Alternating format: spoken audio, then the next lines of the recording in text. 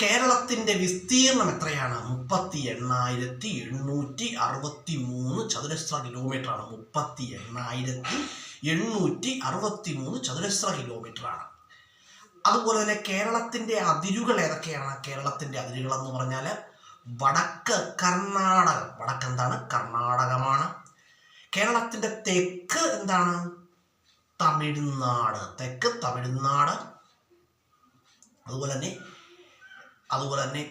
കിഴക്ക് എന്ന് പറഞ്ഞാൽ സഖ്യപർവ്വതം. അതുപോലെ തന്നെ തമിഴ്നാട്. അതുപോലെ തന്നെ പടിഞ്ഞാറ് എന്താണ്? അറേബ്യൻ സീ ആണ്. എന്താണ്? അറേബ്യൻ സീ അല്ലെങ്കിൽ അറബിക്കടലാണ്.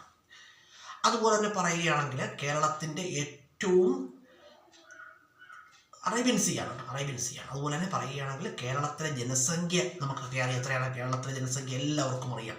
3.5 കോടി ജനങ്ങൾ. എത്രയാണ്? 3.5 കോടിയാണ് കേരളത്തിലെ ജനസംഖ്യ.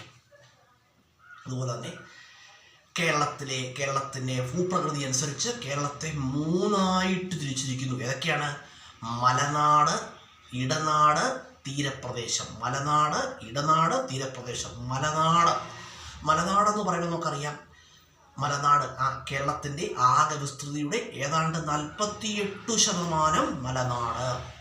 സഹ്യപർവ്വതം എവിടെ ഉൾപ്പെടുന്നു? മലനാട്ടിൽ ഉൾപ്പെടുന്നു. മലനാടിൻ്റെ ഭാഗമാണ് സഹ്യപർവ്വതം.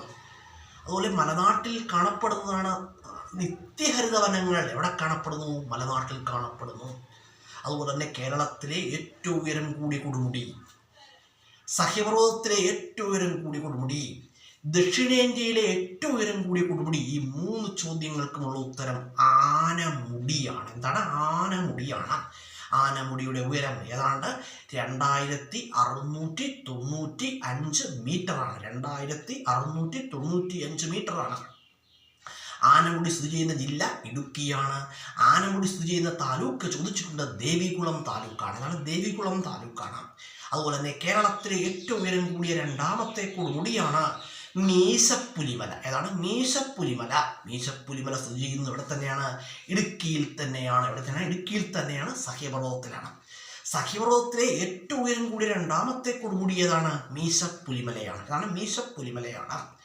ദക്ഷിണേന്ത്യയിലെ ഏറ്റവും ഉയരം കൂടിയ 2ാമത്തെ കൊടുമുടി ഏതാണ്? മീശപ്പുലിമലയാണ്.